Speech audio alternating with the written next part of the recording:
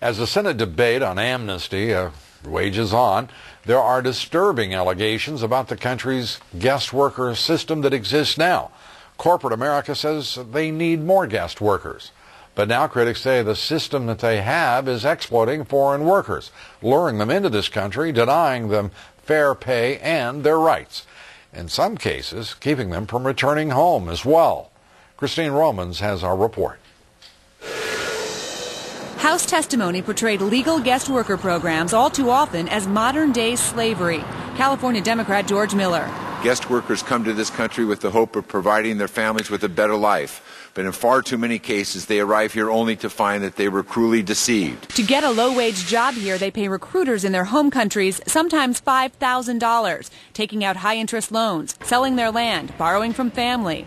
Once here and connected with an employer, by law, they cannot change jobs. Room and board is deducted from wages. Worker advocates say some unscrupulous bosses even confiscate their papers so they can't return home. An unknown number overstay their visa to work other jobs illegally to pay their debts. Critics say they have few protections and no leverage in a system that treats foreign workers as commodities. There is no doubt that having a class of workers who can be abused with impunity hurts U.S. workers. The Department of Labor says its wage and hour division over the past 2 years has cited more than 3,600 H2A visa violations and assessed more than $500,000 in penalties. In the hearing room, disagreement over whether employers even try hard enough to find American workers first. Mythology is that these workers only take jobs that American workers won't take. There's no such job. We're sort of engaging in an Alice in Wonderland kind of discussion here.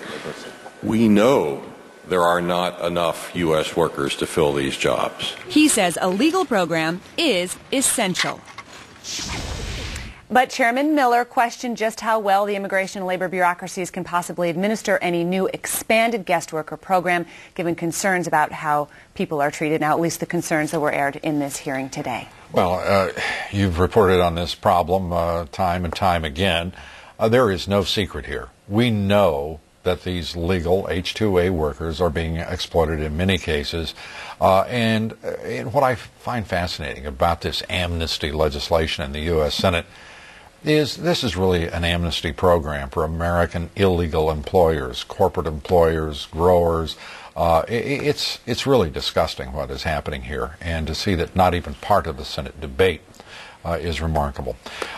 Chairman Miller offering any hope that we'll see better enforcement of guest worker programs and the rights that accrue to them under that legal guest worker program? He's actually he wants some legislation. He's written some legislation for the abolition of indentured servitude of guest workers, is what he calls it. Well, it fits the description perfectly. Thank you very much, Christine Romans.